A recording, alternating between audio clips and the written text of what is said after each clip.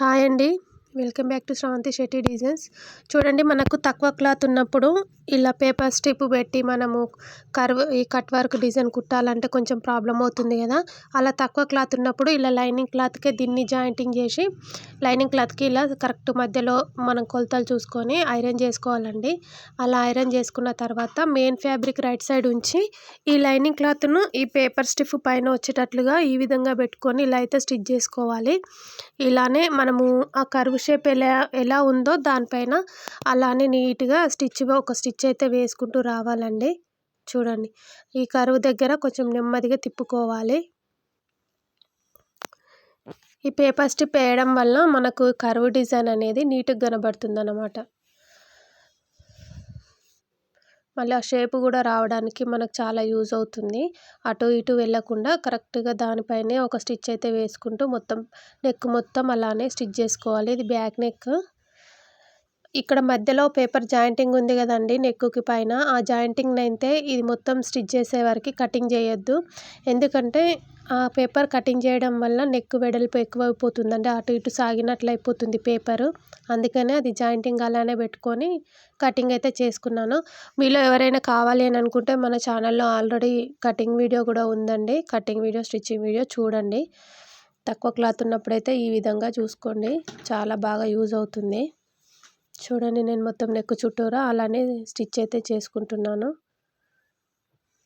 కొంచెం టైం ఎక్కువ పడుతుంది కానీ లుక్ బాగుంటుందండి. ఇది కొత్త మోడలే కదా, ట్రై చేయండి. ఇలా పేపర్ స్టిఫ్ లేకుండా కూడా మనం స్టిచ్ చేసుకోవచ్చండి, కానీ ఇంత పర్ఫెక్ట్గా రాదు. ఆ షేప్స్ అనేటివి అటు ఇటు చేంజ్ అవుతుంటాయి. అందుకని ఈ పేపర్ స్టిఫ్ అయితే తప్పకుండా వేసుకోవాలి. హ్యాండ్స్కి కానీ ఈ నెక్కి కానీ మనం ఇక్కడ వీపుకి కింద సైడ్ కూడా వేసుకోవచ్చండి. నేనైతే ఇప్పుడు మనము ఇలా ఈ నెక్ చుట్టూరా ఇలానే స్టిచ్ చేసుకుంటూ వెళ్ళాలి. చూడండి, పేపర్ స్టిఫ్ మనం ఐరన్ చేసినప్పుడు కరెక్ట్గా అతుక్కోకపోతే అట్లా లేచే ఛాన్సెస్ ఉంటుంది. కాబట్టి మనము కొంచెం హీట్ ఎక్కువ పెట్టి ఐరన్ చేస్తే మనకు కరెక్ట్గా స్టిక్ అయిపోతుంది. చూడండి, నెక్ హాఫ్ వరకు అయితే స్టిచ్ చేశాను కదా, ఇది టోటల్గా అయిపోతుందండి. నెమ్మదిగా అలా తిప్పుకుంటూ కర్వ్ డిజైన్ని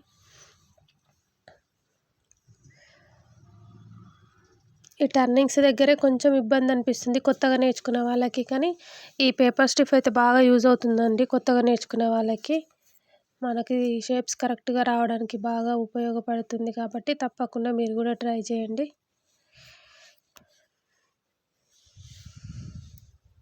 మనం ఏ డిజైన్ పెట్టుకున్నా కానీ ఇలా పేపర్ స్టిఫ్ వేసుకుంటే కొంచెం డిజైన్ లుక్ బాగా వస్తుందండి, అటు ఇటు పోకుండా. తక్కువ క్లాత్ ఉన్నప్పుడైతే ఇది చాలా యూజ్ అవుతుంది. కానీ ఇప్పుడు మన మెయిన్ ఫ్యాబ్రిక్ మరీ పల్చగా ఉండి లోపల లైనింగ్ క్లాత్ కూడా పైనకి కనిపిస్తుంది అని అన్నప్పుడు ఇలా ఈ పేపర్ స్టిఫ్ లైనింగ్ క్లాత్కి వేసి కుడితే ఈ స్టిఫ్ మొత్తం బయటకు కనబడుతుందండి. మెయిన్ ఫ్యాబ్రిక్ కొంచెం స్టాండర్డ్గా ఉంది అని అన్నప్పుడు మాత్రమే ఈ విధంగా యూజ్ చేసుకోండి ఈ టిప్పుని. పల్చగా ఉంటే మాత్రము ఈ టిప్ యూజ్ కాదండి. ఎందుకంటే మనం ఇప్పుడు ఈ లైనింగ్ క్లాత్ లోపలికి తిప్పేస్తాం కదా, అప్పుడు ఆ పేపర్ స్టిఫ్ మొత్తము మెయిన్ ఫ్యాబ్రిక్లో నుంచి బయటకు కనబడుతుందన్నమాట. అందుకనే ఇది స్టిఫ్గా ఉన్నప్పుడు మాత్రమే దీన్ని ఇలా స్టిచ్ అయితే వేసుకోవాలి. నాకు మెయిన్ ఫ్యాబ్రిక్ కొంచెం స్టాండర్డ్గా ఉంది కాబట్టి నేనైతే తక్కువ క్లాత్ ఉందని దీన్ని ఇలా స్టిచ్ చేస్తున్నాను. చూడండి, పైనున్న పేపర్ అయితే ఇంతవరకు కూడా కటింగ్ చేయలేదు కదా నేను. ఇప్పుడు కటింగ్ చేసుకోవాలి. అది మనకి మెజర్మెంట్స్ కరెక్ట్గా రావడానికి చాలా బాగా యూజ్ అవుతుందండి పైన పేపర్ అది. నెక్ అటు ఇటు జరగకుండా కరెక్ట్గా వచ్చింది కదా. ఇప్పుడు ఒక హాఫ్ ఇంచ్ క్లాత్ వదిలేసుకుంటూ మనమైతే దీన్ని కటింగ్ చేసేసుకోవాలి. నెక్ చుట్టూరా హాఫ్ ఇంచ్ వదిలేయాలి. మరీ మనము స్టిచ్ చేసిన దగ్గరనే పేపర్ స్టిఫ్ పక్కనే కటింగ్ అయితే చేసేయద్దండి క్లాత్. ఎక్స్ట్రా క్లాత్ ఉంచుకోవాలి. అలా ఎక్స్ట్రా క్లాత్ ఉంచుకొని మనము చిన్న చిన్న కట్స్ పెట్టుకొని దాన్ని అలా తిప్పేస్తేనే మనకు వస్తుందన్నమాట. లేకపోతే ఇప్పుడు మనం స్టిచ్ వేసిన క్లాత్ ఉంటుంది కదా, అక్కడ నుండి అది ఓపెన్ అయిపోతుందన్నమాట స్టిచ్ వెళ్ళిపోయి. తప్పకుండా హాఫ్ ఇంచ్ అయితే ఇలా ఉంచుకోవాలి.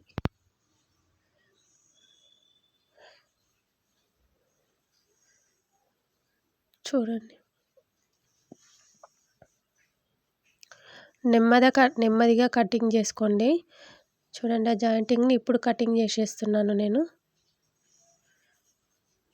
ఇప్పుడు ఆ జాయింటింగ్ లేకుంటే నెక్ డీప్ ఎంత వెడల్పుగా అంటే అంత వెడల్పుగా సాగుతదనమాట. అందుకనే నేను దాన్నైతే అలానే పెట్టుకొని కటింగ్ చేశాను. కటింగ్, స్టిచ్చింగ్ వీడియో కూడా మన ఛానల్‌లో ఉందండి. చూడండి, కొత్తగా కావాలి అని అనుకున్న వాళ్ళు.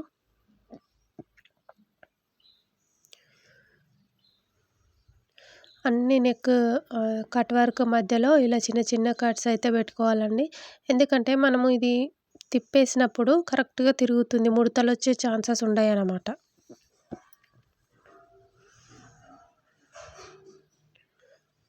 చూడండి, ఇప్పుడు నెక్ లోపలికెళ్ళిపోతుంది కదా!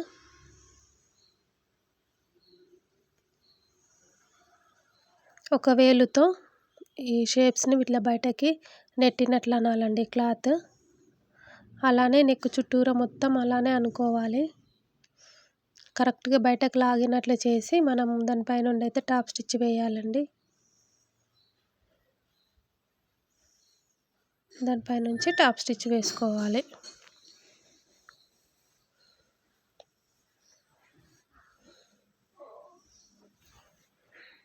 చూడండి, నేను నెక్ చుట్టూరా మొత్తం అలానే ఫస్ట్ ఒక వేలుతో క్లాత్‌ని బయటకి నెట్టినట్లు అంటున్నాను. అలా అన్న తర్వాత మనం మళ్ళీ టాప్ స్టిచ్ వేసేటప్పుడు కూడా మనకు షేప్ పర్ఫెక్ట్‌గా అనిపియకపోతే అప్పుడు అలా ఒక చిన్న పుల్లతోనో, ఇలానే వేలుతోనో కరెక్ట్‌గా అనుకుంటూ మనమైతే ఒక స్టిచ్ వేసేసుకోవాలండి. చూడండి, నెక్ చుట్టూరా మొత్తం అలానే తీసాను కదా! ఇప్పుడు ఒక టాప్ స్టిచ్ అయితే వేయాలి. చూడండి, చిన్న పిన్నుతో నేనైతే ఇలా చేస్తున్నాను.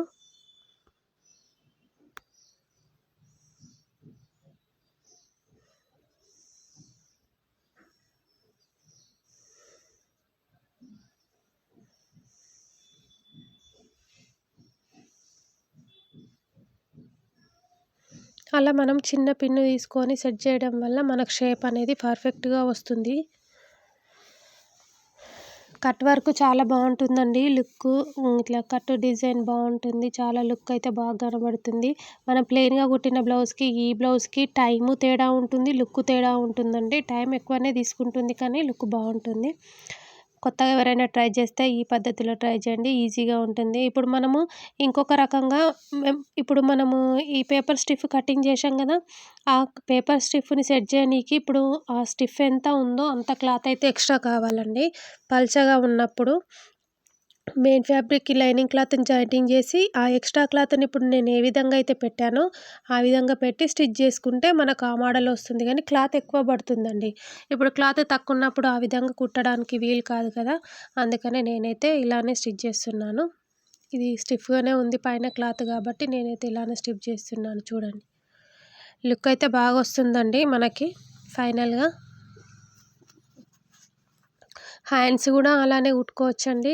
మనం హ్యాండ్స్‌కి ఐరన్ చేసేటప్పుడు క్లాత్ ఎలా వదిలి ఐరన్ చేయాలో కూడా మన ఛానల్‌లో పెట్టాను. చూడండి. ఫైనల్‌గా అయితే దీని లుక్ అయితే రెడీ అయిపోయిందండి. టోటల్‌గా నేను ఇదంతా టాప్ స్టిచ్ అయితే వేస్తున్నాను.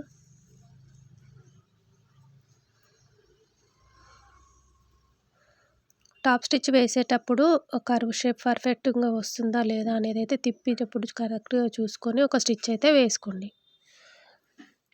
తప్పకుండా మన ఛానల్‌ని చూసేవాళ్ళు సబ్స్క్రైబ్ చేసుకోండి. కామెంట్ బాక్స్‌లో అయితే కామెంట్ చేయండి. నాకు వీలైనంత వరకైతే నేను కొత్త కొత్త వీడియోస్ పెట్టడానికి చాలా ట్రై చేస్తాను. చూడండి, ఫైనల్‌గా లుక్ అయితే ఎంత బాగా వచ్చింది కదా! Curve design.